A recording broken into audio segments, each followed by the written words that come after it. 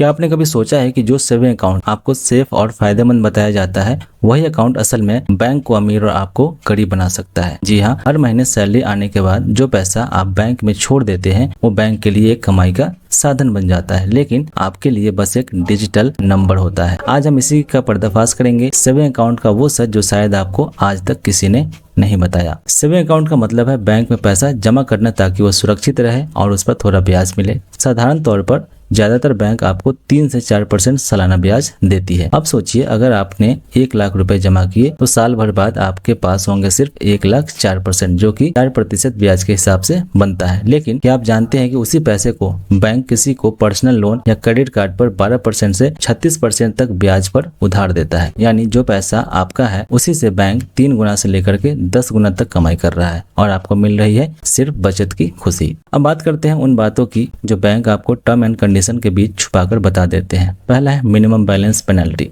ज्यादातर saving account में 5,000 से 10,000 तक मिनिमम बैलेंस रखना होता है। अगर आप नहीं रखते तो हर महीने 100 रुपए से 600 रुपए तक की पेनल्टी लग सकती है। यानी आपने पैसा नहीं निकाला लेकिन पैसा फिर भी कटता रहेगा। दूसरा है इनएक्टिव अकाउंट चार्जेस। अगर आपने 12 महीने तक कोई ट्रांजैक्शन नहीं किया तो आपका अकाउंट इनएक्टिव माना जाएगा। फिर से चालू करवाने के लिए आपको केवाईसी करना पड़ेगा और कई बार चार्जेस भी लगते हैं। नेक्स्ट है एटीएम चार्जेस, जिससे लोग खासा परेशान रहते हैं। एक लिमिट से ज्यादा बार पैसा निकालने पर हर ट्रांजैक्शन का 20 रुपए तक का चार्ज लगता है। यानी आपका ही पैसा निकालने पर आप ही से वसूली हो रही है। अब आता है सबसे बड़ा धोखा, महंगाई वर्सेस ब्याज दर। आज की तारीख में भारत में औसत महंगाई दर यानी कि इन्फ्लेशन रेट करीब 6 से 7% है, लेकिन आपको मिल रहा है सिर्फ 3 से 4% ब्याज। यानी आपका पैसा बढ़ नहीं रहा बल्कि असल में उसकी वैल्यू घट रही है। एग्जाम्पल के लिए, अगर आपने 1 लाख बैंक में जमा रखा है और साल भर में महंगाई 7% बढ़ी लेकिन ब्याज दर आपको मिला 4%,